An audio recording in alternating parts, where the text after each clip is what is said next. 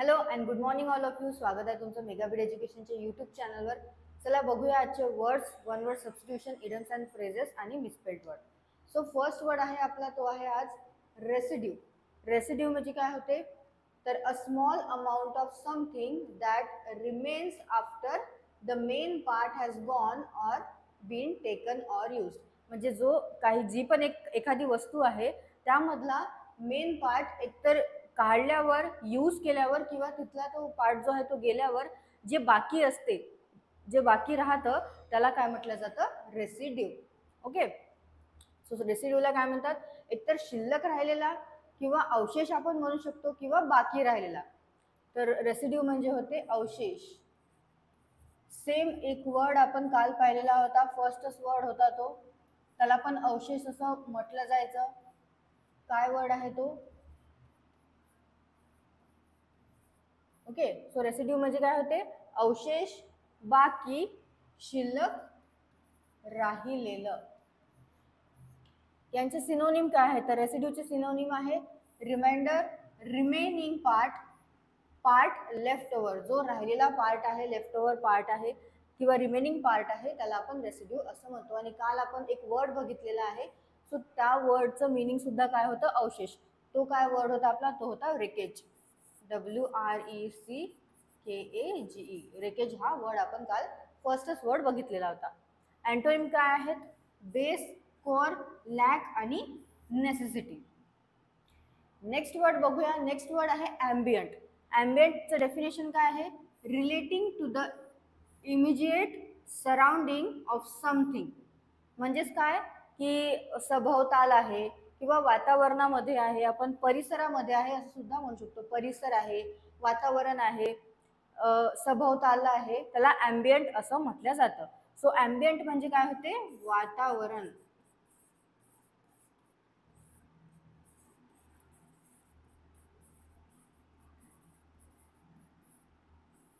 सभोवतालची,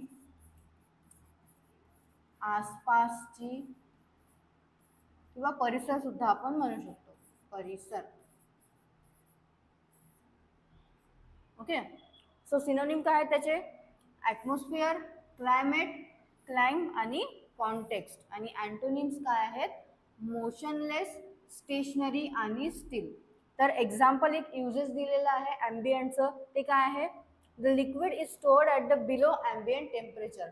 म्हणजे जे लिक्विड आहे ते जे वातावरणाचं जे टेम्परेचर आहे त्याच्यापेक्षा कमी टेम्परेचर, बिलो ॲम्बियंट टेम्परेचरमध्ये लिक्विड जे आहे ते स्टोअर केल्या जातं.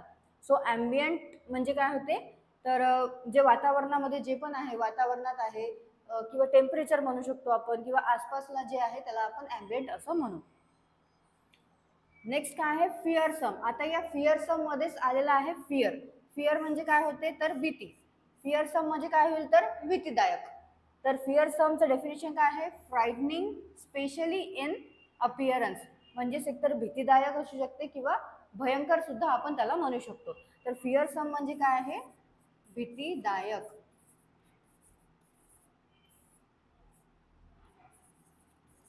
भयंकर म्हणू आपण त्याला किंवा भयानक सुद्धा म्हणू शकतो. ओके. सिनोनिम्स आहेत फ्राइटनिंग, हॉरिफाईंग, टेरिफाईंग आणि मिनान्सिंग. आणि अँटोनिम्स आहेत कामिंग, कम्फर्टिंग, कन्सोलिंग आणि इन्व्हायटिंग. तर हे अँटोनिम्स आहेत कशाचे, फिअरसमचे. फिअरसम हे तुम्ही लक्षात घेऊन घ्या, त्याच्यामध्येच फिअर येऊन जातो. फिअर म्हणजे होते भीती. नेक्स्ट वर्ड बघूया. नेक्स्ट वर्ड आहे पोर्ट्रे. पोर्ट्रेचं डेफिनेशन आहे describe someone or something in a particular way. म्हणजेच काय करणे, एकतर त्याचा कोणी पण असो त्याचा स्वभाव एकतर स्पष्ट करणे किंवा कोणाचे तरी गुणदोष सांगणे, त्याला डिस्क्राईब करणे म्हणू आपण. सो त्याला म्हटलं जाते पोर्ट्रे करणे. तर पोर्ट्रे म्हणजे काय होते, चा स्वभाव स्पष्ट करणे, गुणदोष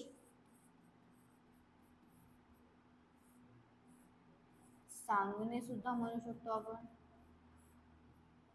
किंवा वर्णन करणे, दर्शवणे. तर पोर्ट्रे म्हणजे काय होते, दर्शवणे, एखाद्याचा स्वभाव जो आहे तो स्पष्ट करणे किंवा त्याचे जे गुणदोष आहे ते सांगणे म्हणजे डिस्क्राईब करणे. सिनोनिम आहे डिस्क्राईब, डिपिक्ट, कॅरेक्टराइज, रिप्रेझेंट आणि डेलिनिएट. तर हे काय आहेत, सिनोनिम्स आहेत पोर्ट्रेचे. ओके, पोर्ट्रेचे काय सिनोनिम्स आहेत, डिस्क्राईब, डिपिक्ट, कॅरेक्टराइज, रिप्रेझेंट आणि त्याला काय म्हटलं जाते, वर्णन करणे किंवा दर्शवणे. नेक्स्ट बघूया.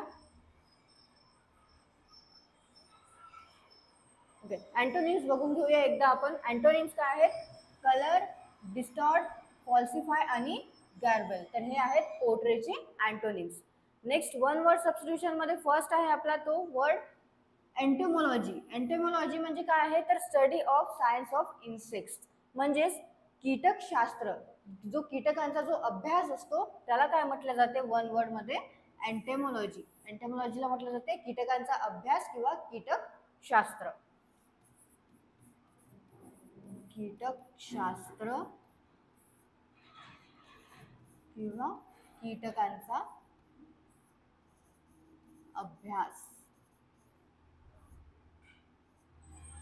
ओके, नेक्स्ट आहे स्टडी ऑफ रिलिजन, म्हणजे ईश्वराच्या शोधाचा जो अभ्यास असतो किंवा ईश्वराच्या शोधाचा जो जी शास्त्र असतं त्याला काय म्हटलं जाते, थिओलॉजी. ओके, वन वर्ड मध्ये काय म्हटलं जाते, स्टडी ऑफ रिलिजनला थिओलॉजी. म्हणजेच धर्माचं जे अभ्यास आहे, धर्माचं जे शास्त्र आहे, ईश्वराच्या शोधाचं जे शास्त्र आहे, ईश्वराच्या शोधाचा जो अभ्यास आहे त्याला वन वर्ड मध्ये म्हटलं जातं थिओलॉजी.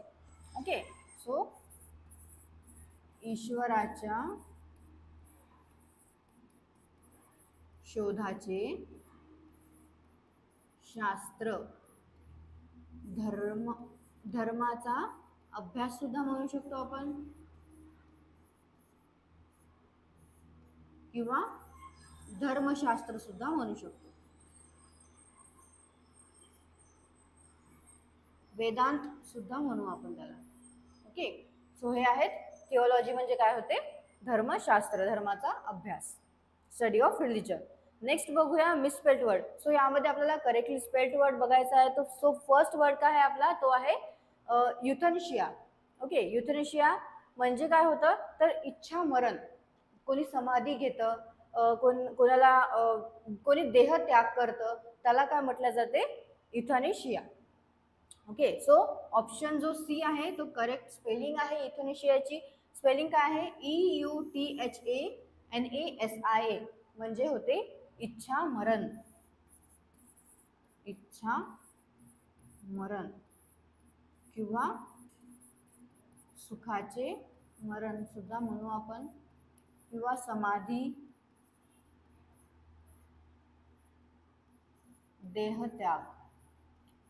एखादा जो व्यक्ती आहे त्याला असहाय्य रोग आहे, तर त्या व्यक्तीला काय असते, त्याचं मरण जे आहे ते घडवून आणलं जाते, म्हणजे वेदना रहित त्याचं मरण घडवून आणलं जाते, त्याला सुद्धा काय म्हटलं जातं, युथनेशिया. ओके, नेक्स्ट वर्ड आहे आपला तो आहे मेट्रोनोम. सो ऑप्शन डी हा करेक्ट स्पेलिंग आहे. मेट्रोनोमची काय स्पेलिंग आहे, METRONOME. तर मेट्रोनोम म्हणजे काय होते, तर तालमापी. जे सिंगर्स वगैरे असतात त्यांच्या ते जे इन्स्ट्रुमेंट आहे, ते जे यंत्र आहे ते यूज करतात. सो मेट्रोनोम म्हणजे काय होते, एक तर तालमापी होते,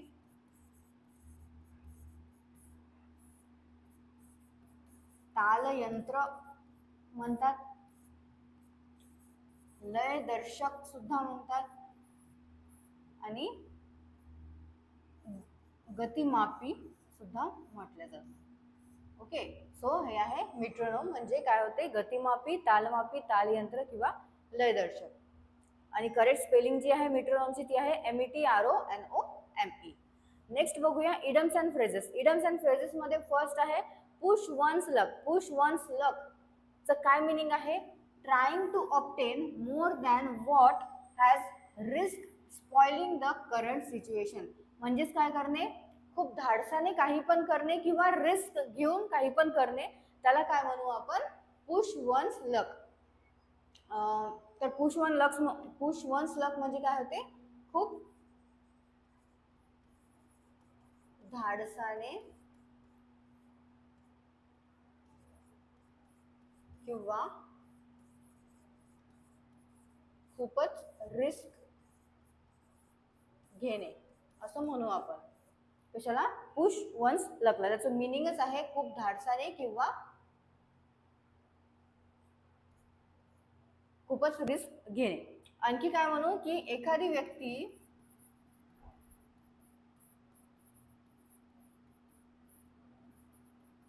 जास्त धोका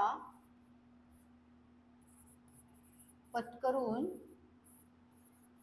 आपलं नशीब आजमावण्याचा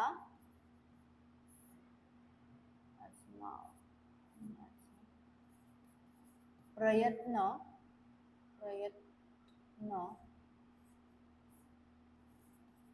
करत आहे. ओके, हे सुद्धा म्हणू शकतो की एखादी व्यक्ती जी आहे ती धोका पत्करून आपलं नशीब आजमावण्याचा जो प्रयत्न करत आहे त्याला सुद्धा आपण काय म्हणू? Push one's luck. नेक्स्ट आहे pen is mightier than sword. तर मिनिंग आहे याचं words and communication have a greater effect than war. म्हणजेच भांडणापेक्षा वॉरपेक्षा काय आहे वर्ड्स आणि कम्युनिकेशन बोलणे हे काय आहे इफेक्टिव्ह आहे, जास्तीत जास्त इफेक्टिव्ह आहे. तर त्याचा अर्थ काय होतो? लेखणी आणि बोलणे म्हणजेच विचार आणि ज्ञान हे शारीरिक शक्ती किंवा हिंसा वापरण्यापेक्षा अधिक प्रभावी असू शकतात. तर काय होते? Pen is mightier than sword म्हणजे लेखणी आणि बोलणे म्हणजेच विचार आणि ज्ञान जे आहे ते शारीरिक शक्ती किंवा हिंसा यांच्यापेक्षा वापरण्यापेक्षा अधिक प्रभावी राहू शकतं. याला म्हटलं जाते pen is mightier than sword. Okay, so हे आहेत आपले आजचे इडम्स अँड फ्रेजेस. आपण करेक्टली स्पेल्ड वर्ड बघितलेले आहेत. त्यामध्ये फर्स्ट वर्ड होता इथुनेशिया आणि सेकंड होता मेट्रोनोम. वन वर्ड सबस्टिट्यूशन मध्ये एंटोमोलॉजी म्हणजे काय होते तर कीटकशास्त्र किंवा कीटकांचा अभ्यास त्याला इटोमोलॉजी असं म्हणतात. आणि थिओलॉजी म्हणजे होते धर्माचा अभ्यास, धर्मशास्त्र, वेदांत किंवा ईश्वराच्या शोधाचे जे शास्त्र असते त्याला थिओलॉजी असं म्हटलं जातं. फर्स्ट आपण रेसिड्यू असं बघितलेलं. रेसिड्यू म्हणजे काय होते तर अवशेष जे बाकी असते, जे शिल्लक राहून जाते. काही पण एखादी वस्तू आहे त्याचा जो पार्ट चांगला पार्ट यूज केल्यानंतर जे शिल्लक राहतं त्याला रेसिड्यू असं म्हटलं जातं. ॲम्बियंट म्हणजे होते परिसर, वातावरण, सभोवतालची, आसपासची. फिअरसम म्हणजे भीतीदायक, भयंकर किंवा भयानक सुद्धा आपण म्हणू शकतो. आणि लास्ट पोर्ट्रे. पोर्ट्रे म्हणजे काय होते वर्णन करणे, दर्शवणे किंवा एखाद्याचा स्वभाव स्पष्ट करणे किंवा त्याचे गुणदोष सांगणे याला आपण पोर्ट्रे असं म्हणू. सो याचे तुम्ही सिनोनिम्स आणि अँटोनिम्स एकदा वाचून घ्या, सोबतच मराठी मिनिंग सुद्धा वाचा. आणि दररोज तुम्ही बुकमध्ये एक बुक करा आणि त्यामध्ये तुम्ही नोट डाऊन करत चला दररोजचे सिनोनिम्स आणि अँटोनिम्स जे पण इडम्स अँड फ्रेजेस आहेत सगळे. म्हणजेच तुम्हाला एक्झामच्या वेळेस खूप जास्त युजफुल पडेल. एकदाच तुम्ही जर ती बुक काढली तर तुम्हाला सगळ्यांचेच मीनिंग, सिनोनिम्स आणि अँटोनिम्स एकाच सोबत मिळून जाईल. म्हणजे तुम्हाला जास्तीत जास्त त्याला बघण्याची गरज नाही पडणार. मराठीमध्ये पटकन एकदा बघितलं की त्याचे सिनोनिम्स सुद्धा तुम्ही पटकन बघू शकता. सो असाच अभ्यास करत चला. All the best all of you and thank you.